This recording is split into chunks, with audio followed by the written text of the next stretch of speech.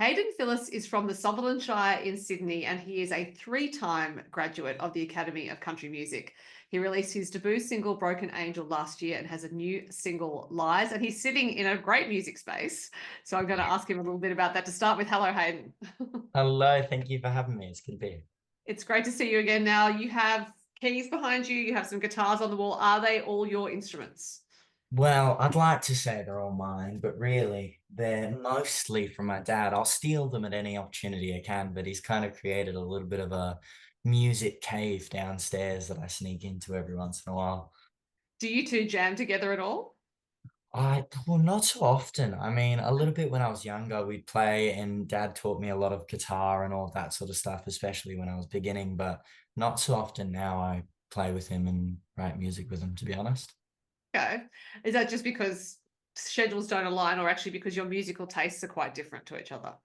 I mean, I think it'd be a little bit of both, to be honest. Yeah. There is definitely a middle ground in the music that we both listen to and music that we like. So we probably could spend some time and put it into do some things together. But at the moment, we all have different things going on, so it can be a Hmm. bit of a struggle to fit it in schedule wise. What was your first guitar or first instrument actually? Was guitar your first instrument? My first instrument, it would have been the piano actually. I would go out when I was quite young and have little lessons on the piano and do it as much as I can. And then I switched over to clarinet, I believe, and then over to guitar and all the country music instruments that I've been learning. Yeah, so clarinet, clarinet can be a gateway to saxophone. So a lot of Yeah, people that's true. play it for that Yeah. reason. You didn't stick with it, obviously, for the saxophone. No, no, I just did it during primary school or so. We had a Okay. little band, so I did that for a while. Yeah, tend to think because they've voiced recorder on everyone, at least in New South Wales primary schools, where the recorder is like a gateway to clarinet. I don't know. Yeah, actually, I'm pretty sure we got pushed into that as well, pretty similarly. I know quite a couple of people who've had to try the recorder and different instruments like that, especially when we're in primary school and younger, which is pretty fun. Yeah, so obviously it didn't put you off being a musician because, as I mentioned, you are a three-time Academy attendee. So when was the first of your Academy attendances? My first time at the academy was quite a couple of years ago. I'd say 3 years ago, around now. And yeah, the first time at academy was great. It was a lot of firsts for me. I mean, for me, academy number one was all about getting to know the country music community and getting to do things like co-writing and songwriting for one of the first times and getting to do stuff like the mock interview I did with you and learning a little bit more about what it's like to have an interview and things like that, which was pretty incredible. Yeah. So for anyone who's not aware, the academy is not just a case of apply and get in. You actually, it's not like you can say, oh, I've learned a bit of piano or I know a few chords on guitar, I can just apply and they'll take me. You actually need to have some credentials behind you, Hmm. regardless of your age. So what had brought you to the stage of applying for that one? And also you said it was getting to know the country music community. So had you not actually been around country music before that? Well, I'd definitely grown up with country music. My parents actually met at the Tamworth Country Music Festival, and that was what sparked us to go for the first time. They could have a little bit of experience going around to the Tamworth Country Music Festival. I could play a bit of music and have a good time. And I went and I did the My Macca's Golden Gig, and afterwards with it, I was playing on the streets, and Lynn Botel came up to me, and she told me to learn some country songs and learn some country music. And I went, absolutely, I'll go do that. And she then, sparked me to go do the academy and really delve more and more into the country music that I grew up with and I loved listening to. So Lynn is the director of the academy. So I imagine if the director of the academy is telling you to go and learn some country songs, that's pretty persuasive. Yeah, yeah. I was pretty quick to jump at it and try my hardest to, keep going into country music. And I really loved it. So I've kept going hard with it. So that was when I met you, that was your first time. You've obviously had another attendance. Am I right in thinking that your most recent attendance was as an instrumentalist, or was that the one in the middle? That was the one in the middle. I came around and did the senior academy course this year, right before going to the Tamworth Country Music Festival. So the second time when you were there as an instrumentalist, that means essentially you're going to play when there's a graduation show on the Saturday, you're playing the whole thing, I think is how that Mm, works if you're an yeah. instrumentalist. And are you there primarily because often when you talk about academy, we talk about songwriting, as you mentioned, co-writing, and you're meeting a lot of people, you're getting some mentors. But when you're there as an instrumentalist, did you find it was quite different to what you'd experienced that first time? Yeah, it's definitely a completely different game when you're going in to do the instrumentalist course. You're really under the pump for it a lot of the time, trying to learn, might have been 30 or more songs. And it was also my first time doing lots of piano work with a band and, doing the Nashville number system with its charting and all of that sort of stuff. I've found really useful because it gives you a better understanding of the whole band scenario when it's like, which helps not only if you're trying to back somebody else, but also in your own performances if you're getting a band together or you're doing a walk up for some sort of competition that has a band. It's just really helpful. Mhm. So those 30 songs you're talking about are mostly originals that are written during it's not even a week. That's what I found Mm. extraordinary is that these songs are written, then they're rehearsed, and then you've got the concert, and it all comes together somehow. I think Lynn and the other teachers have a big role to play in that. So, and I'm mentioning that so that anyone who's listening or watching knows that it's not a matter of just going, oh, well, there's all these covers I can just pull out from the internet. I can see what the chords are, and off I go. You're actually learning these original songs. So, for you as an instrumentalist, was it just a case of, well, I'm going to embrace this experience. I'm not going to worry about whether I know it or don't know it perfectly. I'm just going to get into it and go for it. I mean, there's definitely some, a little bit of nervousness beforehand around what it's going to be like and if I'll be able to keep up. But really, I found just jumping straight into it and really putting yourself into the music and just working as hard as you can, you get through and you learn so much when you're constantly doing music for the full week and around so many good musicians. The improvement is incredible in how small of a time it is. And so I found that it was such a good thing to be able to do that instrumentalist course and to get that full experience. So, having had two pretty intensive experiences in junior academy, you came back to senior this year. So, was that just a matter of thinking, well, senior is different again? Like there's junior course that you have a parent or guardian with you. Mm. This time it's like, well, I'm there without a parent or guardian, and it would be a much bigger age range of attendees. That's the other thing. So how did you find it this year? Well, with the junior course, the parents are actually the ones who go off and learn all the business skills of music. Now, they do cover it a little bit in the junior course, and you get the little hint of what it's like to be behind the scenes with everything and gigs and all of that sort of stuff. But when you go to the senior academy, you do everything, both what the parents and what the students would do in junior academy, plus some more. And so I thought it'd be great to go on and just learn a bit more about all the stuff that I need to be aware of when trying to do music as a career. And I found it was really useful in that way. And it's also interesting being able to see the full range of age groups in country music. You got to make friends with and be able to do co-writes with and just meet so many beautiful people of all ranges along their journey, from very much starting their country music journey or their professional career, or they've been doing it for 10 years or 15, 20 years, who knows. And so that was what I thought was the kind of most interesting and best thing about doing senior and going back. And the other thing about senior is you roll on from academy into the Tamworth Country Music Festival. So you basically spent your entire January in Tamworth. Uh, Right. were you over it by the end of it, or was it just that for you that's kind of like Christmas every single day?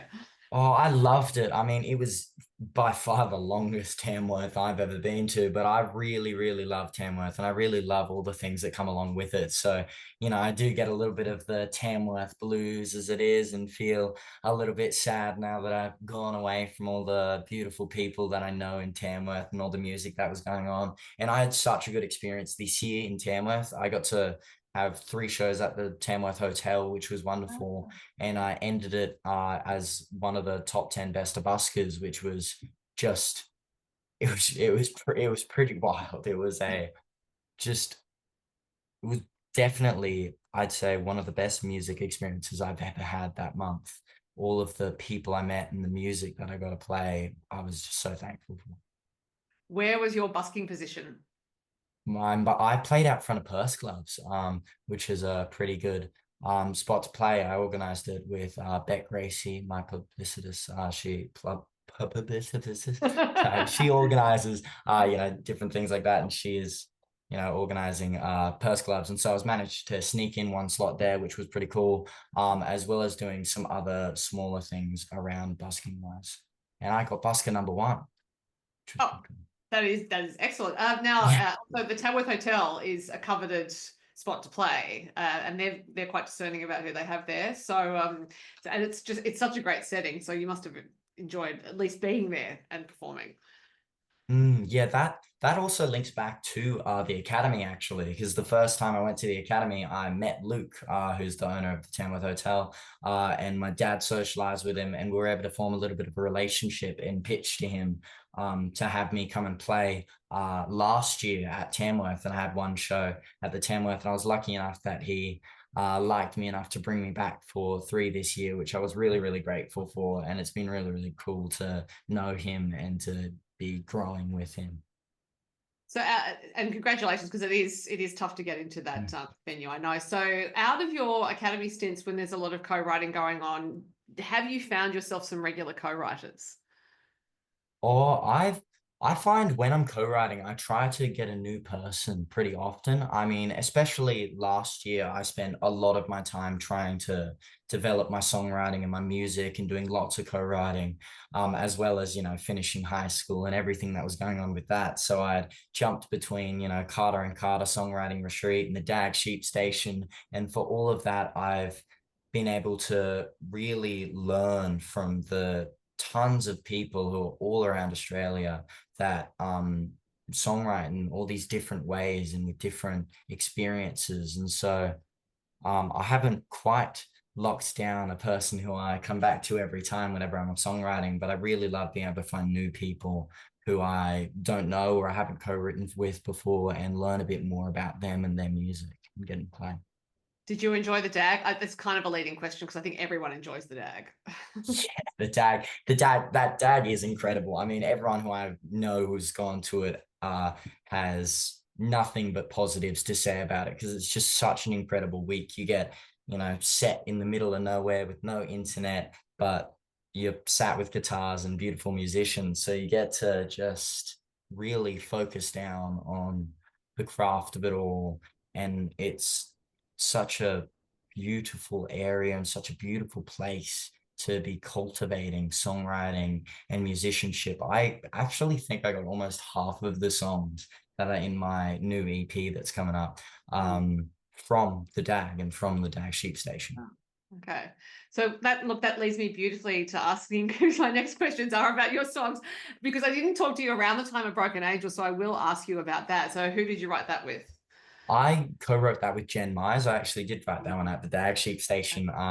We came together. I've forgotten how far we were in. Might have been one of the last days of the DAG, and we were trying to figure out what we wanted to write about, and we were struggling a little bit with ideas. But I ended up going off and having a little bit of a break. I got water and stuff, and I thought of a couple of different ideas, and I came up with the line. I think, "I'll hold your halo, Broken Angel."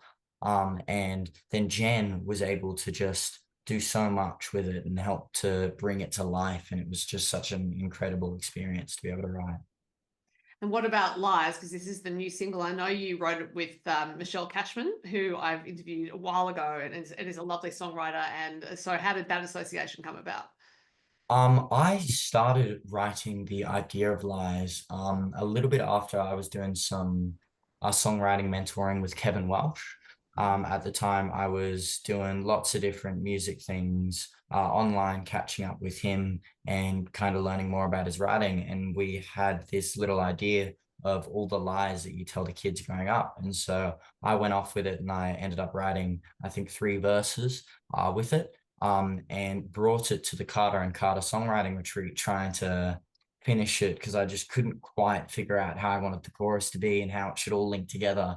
And I was lucky enough to be paired with Michelle Cashman, and I showed her the song, and luckily enough, she liked the idea, and we just got cracking into it, and we're able to finish it really quick. And I loved how it came out and how it's now ended up, being a finished product with recording and everything that's come through that.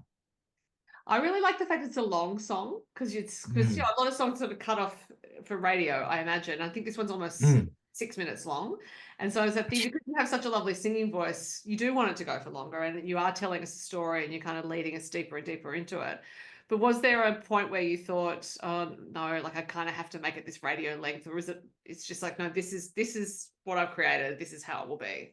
We did have a little bit of a conversation in my household, and when I was recording the song, I went and recorded it at the Rabbit Hole studio, and we were trying to decide whether it'd be worth trying to shorten it or do a radio cut of the song. But we felt that when I was talking with Brandon Dodd and people like that, we felt that the song really has its power and emotion with all the lyrics, and it would be less of a song if you were to take out a verse or take out a verse and a chorus. And we felt that we didn't want to do that to the song. I felt I loved it how it was, so we just went with it, and the whole 5 and whatever minutes it is. And I'm really glad with that decision. I'm quite happy with how it's turned out.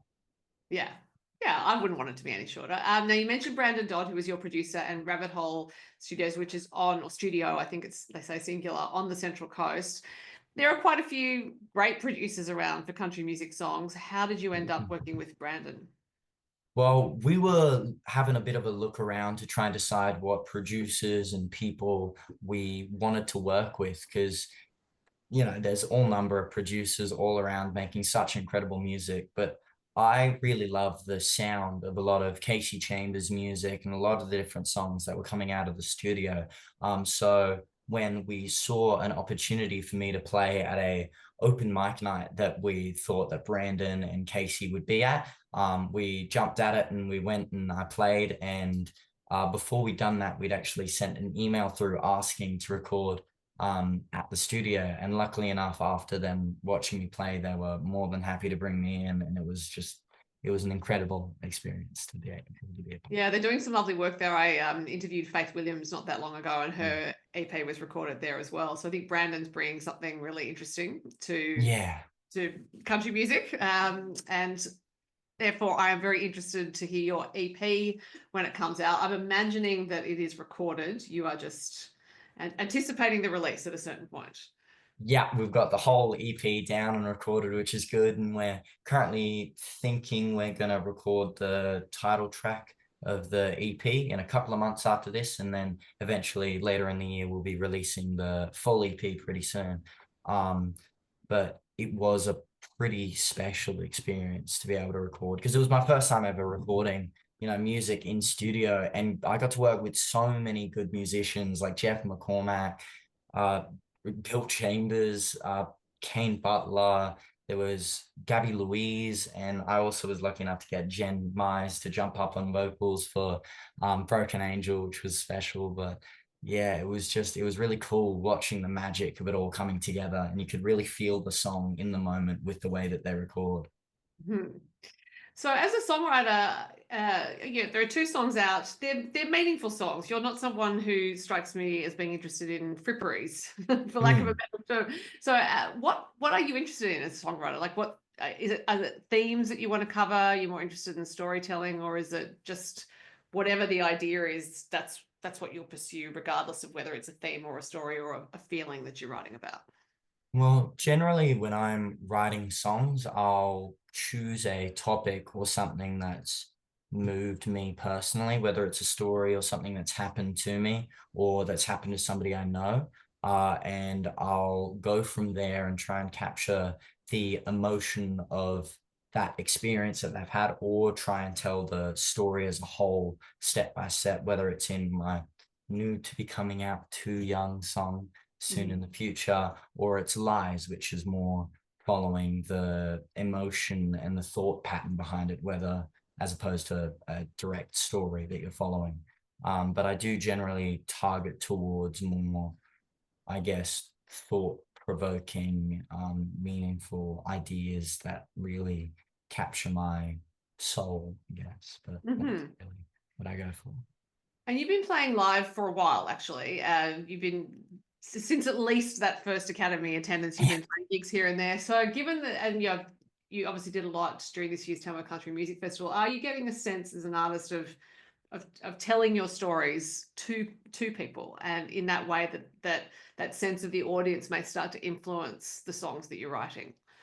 Yeah, it's been a development because, when I was a 12-year-old little kid, I'd go out and steal my dad's old bashed up mate. Don't know if it's behind me or not, but I'd sit at the park and I'd play whatever songs I liked and come to mind. But eventually I then grew to trying to express myself and my thoughts in my own songs.